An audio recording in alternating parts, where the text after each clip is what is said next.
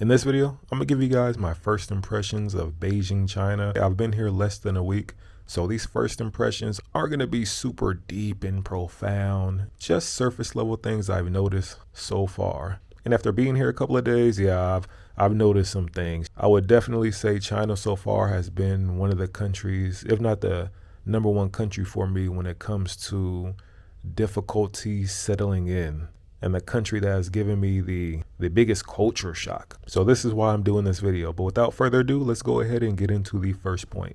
I noticed this as soon as I touched down at the Beijing airport, and that was the fact that not many people here speak English. Now, obviously we're in China, so people here are gonna speak the Chinese languages, duh. But when I say not that many, I'm more referring to the tourist areas I've been in so far. The first one being the airport, where the majority of tourists stop. The workers at the information desk didn't really speak it. The shop employees didn't really speak it.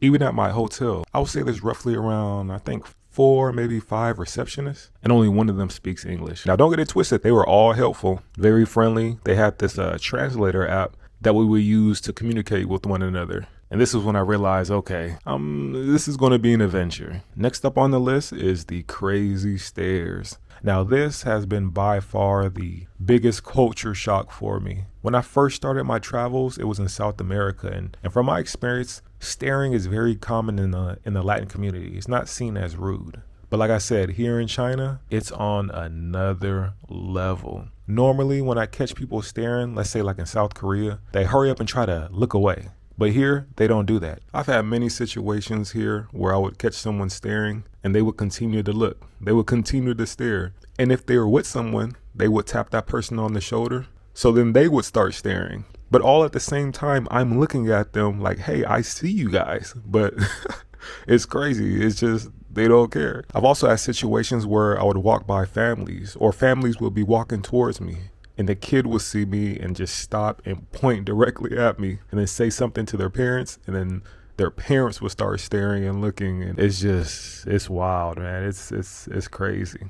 Now, one thing that was kind of confusing was the fact that I always thought Beijing was it's the capital, and it's the cultural capital of China. So you have many attractions here, like the Great Wall of China, that attracts tourists from all over the world. So I assume that seeing a foreigner in Beijing isn't anything new or special. Plus, I've heard that this city has many foreigners here living and working. So I was thinking to myself, they've probably seen an American before, and I'm sure they've seen a black person before. But boy, oh boy, was I surprised. One saving grace is that I've been preparing for this for a long time. If you guys watch my videos and in other countries when I'm walking and filming, you'll see on screen that people stare all the time. So even though it's on another level here, I'm still used to it for the most part. And I understand that a lot of people stare out of curiosity. Next up on the list are how people purchase goods and services here. Now, I believe there are 2 main apps that are used. One is called WeChat,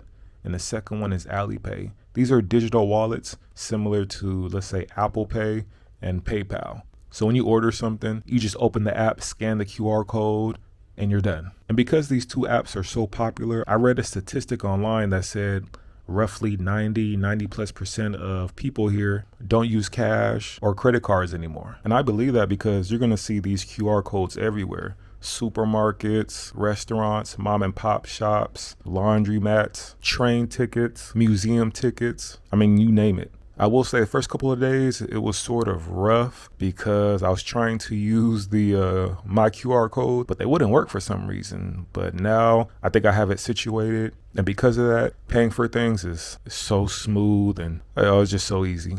We just have a few more first impressions on the list. The next one is the fact that the metropolitan area of Beijing is said to have roughly 23 million people, but it definitely doesn't feel like it. The first time I got out the subway and I walked the Beijing streets, it was so quiet. Everyone just cruising on the street, riding their bikes. Traffic was somewhat organized. There wasn't a lot of honking. I'm not gonna lie, I was expecting just straight chaos. People everywhere, stray dogs running around, cars honking. And maybe that is the case. Maybe just in the area that I'm in, it's a little more organized, and on the outskirts, it's a little more chaotic. But so far, I haven't seen that. And like I said earlier, it really doesn't feel like a city of 20 plus million people. When I go to the supermarkets, there aren't any crazy lines. When I'm walking on the streets, I actually have space to walk. I mean, I've been to cities with half the amount of people, but more jam-packed out on the streets. So maybe in the next coming weeks, I'll experience that. But so far, it seems it's not that bad.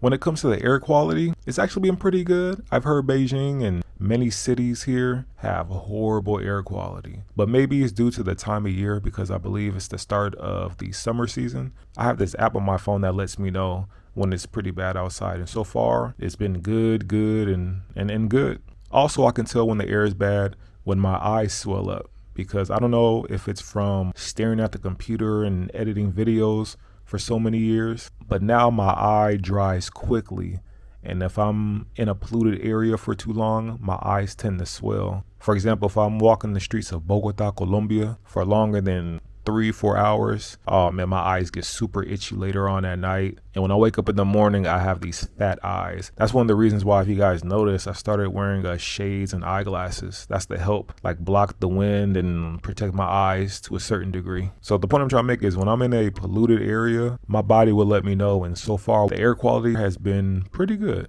And last but not least, just the streets. Maybe you can't tell on screen, but the streets are super wide. I think these are the widest. Maybe, what's another place I've been to that have wide streets? Maybe Buenos Aires, Argentina will be another good comparison when it comes to the width of the streets. But this also plays a factor in the bike lanes. Like the bike lanes are pretty big, which is a reason why if I was living here permanently, I would definitely get a bike, like a bicycle, not a motorbike. And I'm sure you guys can tell on screen that, man, there are bikes everywhere. It feels like when I was in Amsterdam, because if anybody's been to that place, man, everyone rides bikes. In some countries, the cars have the right of way. In Amsterdam, the bikes have the right of way. But not to get too much off topic, the point I'm trying to make is the streets are very wide, which makes it great to maneuver around, which I think is a must, especially when you have this amount of people all in one area. That was just the last point, something that caught my eye. Again, I wasn't expecting that as well. Honestly, I didn't really know what to expect. I've heard a lot about this country, from the media back home, but as far as like what goes on and what it looks like inside, I didn't know much about it. I didn't watch any videos. Normally when I go to a country, I try not to watch any videos because I want all my thoughts and ideas to be genuine, to be original. I don't want to take anyone else's.